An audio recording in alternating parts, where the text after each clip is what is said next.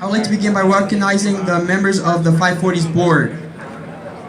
First, President Lisa Rafford. Lisa.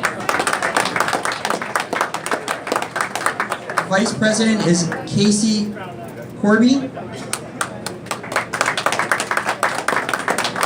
Treasurer Tom Kelly. Secretary Carol Gower.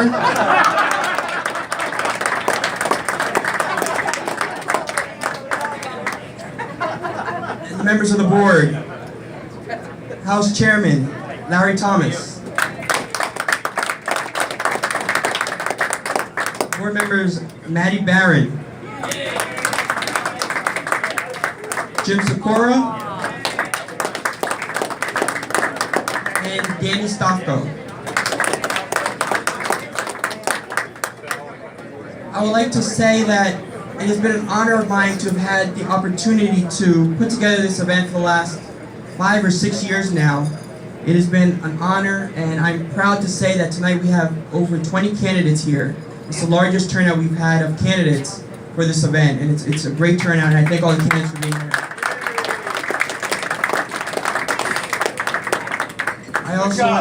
Thank you. I also want to announce that this will be my last candidacy that I'll be putting together here. That's bad. No, we'll find somebody to take over. All right. I'm getting old. Yeah. All right. Hey, I'll take over. We have to have term limits here. Term limits. Last year, we presented the first Democratic Association of Bethlehem's Lifetime Achievement Award. And last year's Lifetime Achievement Award went to former U.S. Congressman and Admiral Joe Sestak. Tonight,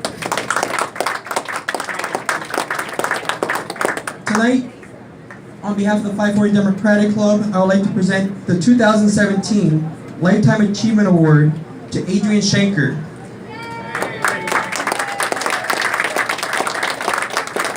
And the trophy reads, presented to Adrian Schenker for his commitment to fighting for equality and for standing up for the very values of which this party were founded.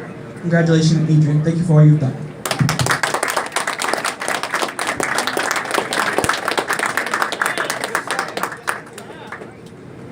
First off, thank you, Basilio, and thank you to the board here at the Democratic Association of Bethlehem. I feel like as someone who's 30 years old, I'm a little too young to be getting an award called Lifetime Achievement Award. But for me, I've been doing Democratic political work since I was in high school, and I started getting involved in politics because when Dennis Kucinich ran for president in 2004, he put out a book called A Prayer for America, and it inspired me to get involved in politics because President Bush was in the White House, and in his State of the Union address that year, he spent the entire first half of the State of the Union condemning families like mine, families with same-sex couples, and pushing for an unconstitutional federal marriage amendment. And that was my start into politics. And I remember volunteering for many races year after year after year since then with the sole goal of fighting for equality for the LGBT community. And for me,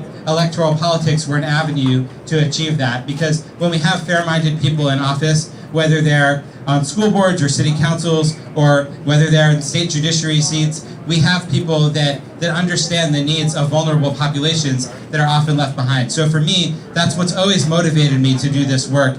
And I think that especially for people who are from vulnerable communities themselves, LGBT populations or Latinx communities, African American communities, women, that we need to make sure that our voices are heard. And that's why elections, local elections like this one this year, are so important, because when we show up, it goes against everything that the people that want to keep us down believe. It means that we can stand up and we can win for our issues because we elect people who stand by us. And in this year, and I'm not something for any candidate, but I just want to say that it's really important that we talk to the people running for office and we ask them about the issues that matter to us, and that we don't just say, okay, yeah, you look like a nice person, but we say, you know, these are fair-minded judges. These are people that are going to be responsive to our concerns and to our communities, because once they get elected, then they're in a position of power to make a real difference. So for me, this year is really important because we lost really big last year, we feel like we lost everything, right? And this is our chance to say here in Pennsylvania that we can actually, really win big in our state courts and make sure that our local seats are held by progressive Democrats throughout the Lehigh Valley. So I'm really honored to accept this award that I feel like I don't deserve, but I also think that tonight is about the people running for office this year and that they all really need to be heard tonight. So thank you.